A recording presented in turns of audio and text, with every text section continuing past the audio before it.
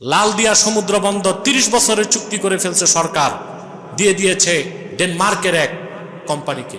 রাজনৈতিক দলগুলো কথা বলে না, অরাজনৈতিক ভাবে আমরাই তো বলতেছি।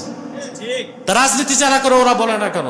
ওরা ওদের আব্বা আমেরিকা খেপাইতে চায় না, মনে করে আমেরিকা রাজি থাকলে ক্ষমতায় যাবে। বন্দর বন্দর হচ্ছে ফুসফুসের মতো। কিসের মতো? যার ফুসফুস বাতিল তার অক্সিজেন আর চলে না, চলে অক্সিজেন সাপ্লাই বন্ধ হয়ে যায়। আমি বন্দরকে হৃৎপিণ্ড বলবো না, একটা দেশের হৃৎপিণ্ড রাজধানী, কিন্তু বন্দর হচ্ছে ফুসফুসের মতো। কিসের মতো?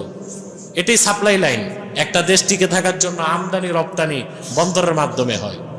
কিন্তু সবাই যখন রায় নিয়ে ব্যস্ত, গণভোট নিয়ে ব্যস্ত, রাতের অন্ধকারে চুক্তি হয়ে গেল। এ বাংলাদেশের সংবিধান 17 বার পরিবর্তন হয়েছে। কতবার? যদি গণভোট হয় এবার পরিবর্তন হবে 18 বার। তারপর বাংলাদেশের সংবিধান পরিবর্তন হবে না নাকি? আগে গণভোট হয়েছে না? 77 সালে, 85 সালে, 91 সালে, যতবার গণভোট হয়েছে সংবিধান বদলাইছে। এখন আবার গণভোট হবে, আবার সংবিধান পরিবর্তন হবে। তারপরে যারা 2/3 আসন নিয়ে সংসদে যাবে তারা কি বদলাতে পারবে না? তখন কি হবে? তখন গণভোট দিয়ে কি হবে? লাভ নাই তো।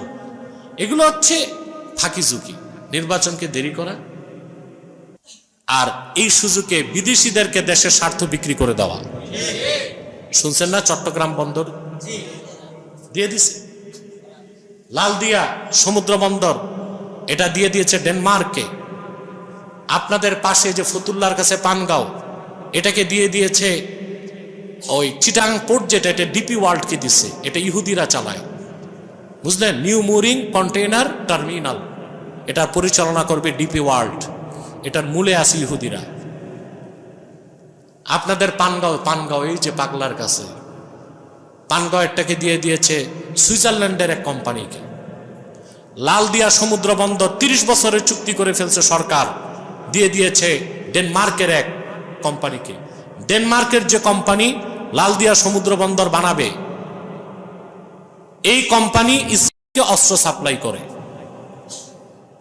DP world, new mooring container terminal যারা পরিচালনা করবে তাদের মূলে রয়েছে ইহুদিরা, আর সকল কর্মকর্তা ভারতীয়। পানগাঁও যেটা, এটা দিয়ে দিয়েছে সুইজারল্যান্ডকে।